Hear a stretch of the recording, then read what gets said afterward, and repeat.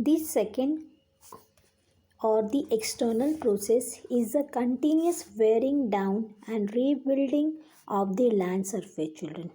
Now we are seeing the second landform, that is external process.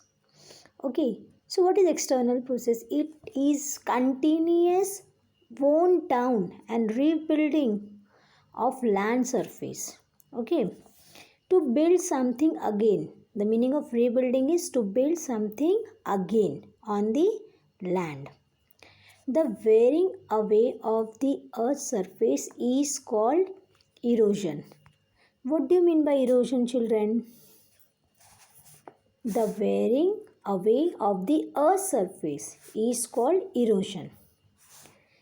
The surface is being lowered by the process of erosion and rebuilt by the process of depositions. Now, what do you mean by deposition, children? I'll give you one example. Suppose there is a land, okay, there is some mountain, okay, and some upper part of the mountain gets eroded. Okay, it gets eroded. The part which gets eroded with the help of winds, it get deposited somewhere else. Okay, the process which rebuilt by, okay, that is known as deposition. These two processes are carried out. Now, which two processes, my dear student? Internal and external process. Internal and external form of landform. These are the two processes which are carried out by running water, ice and wind. We can group different landforms depending on elevations and slope as mountains, plateau and plain. Now, what do you mean by elevation? The height of a place. Okay, it depends on the height also and slope also. Now, we will see mountains. Now, what do you mean by mountains? Now, when we say mountains, you had an idea. Yes or no?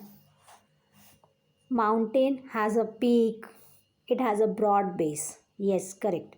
A mountain is a natural elevations of the earth's surface.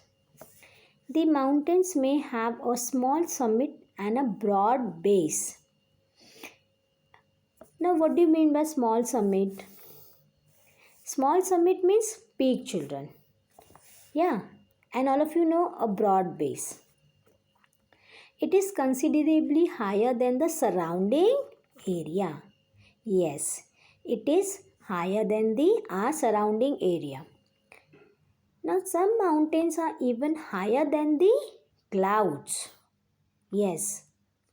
As you go higher, the climate becomes colder. When we go on the heights, so the climate is cold. In some mountains, there are permanently frozen rivers of ice. They are called glacier. They are called glaciers.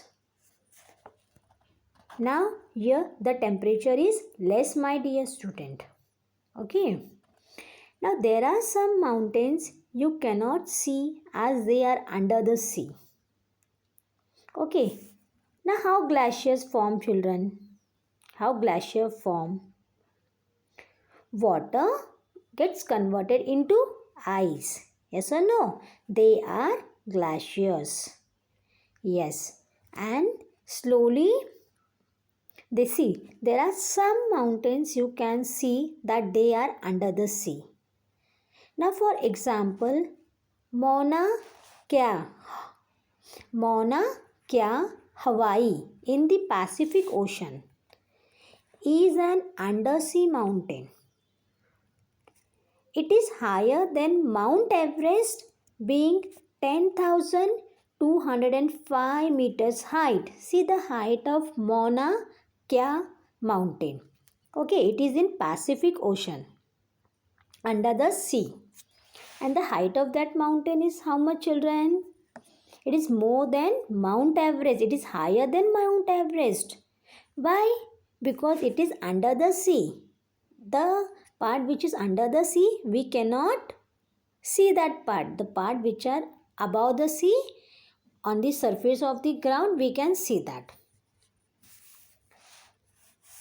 Now, here, because of harsh climate, less people live in the mount areas.